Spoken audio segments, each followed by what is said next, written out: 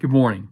So imagine you just woke up. I don't know about you, but there's times actually I capture dreams. And imagine you've just woken up from a dream.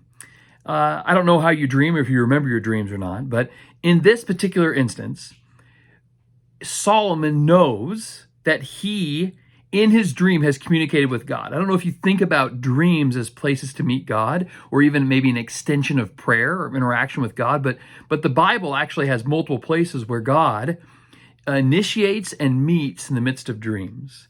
And so, as Solomon is in this dream, after he's as he's been going to a high place to worship and sacrifice, and they're getting ready to be in the temple. The temple's a couple chapters away. They're moving toward this, but at this time, this young Solomon, this young king, is in a dream, and in this dream, God basically asks him, "Ask whatever you want from me."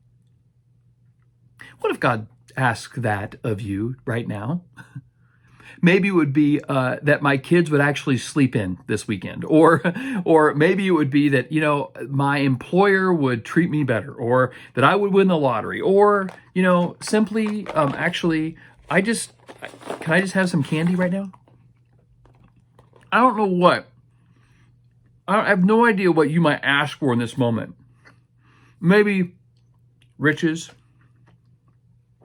Maybe fame.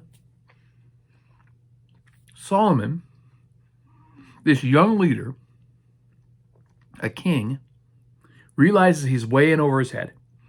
And he asks for the thing that doesn't necessarily benefit him, but actually would benefit the others around him. Solomon asks for a discerning wisdom, that he would know right and wrong. And actually, the next few stories after this prayer actually reveal that he is quite wise and quite cunning to be able to see what is right and wrong. And so in 1 Kings, it affirms that God answered this prayer for him. But this is the heart of God.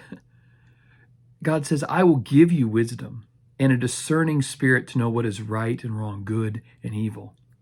But because you didn't ask for riches and you didn't ask for fame, I'm going to give it to you anyways." There's a sense that God truly, I don't think, was withheld any of those things from him. He really asked Solomon, "What do you want? What do you desire most from me?" I wonder how you would answer that question today.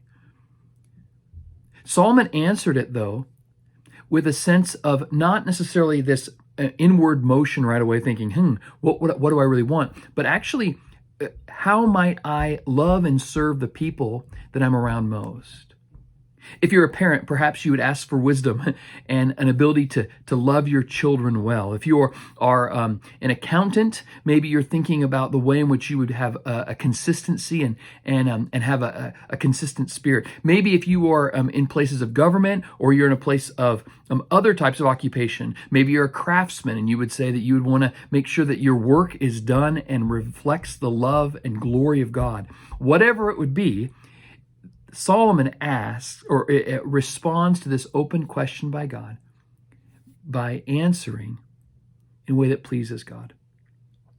And as he's praying, he prays back to God that he would have wisdom and discernment. And God says, "Oh yeah, and I'm going to add a bunch of other things on there too."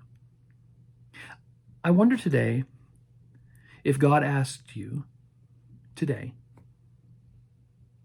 "What do you want? Ask me of anything and I'll give it to you."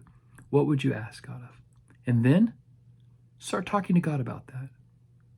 Start talking about where those longings or desires come from.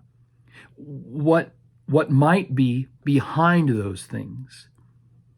And I think that the conversation with God might be really cool.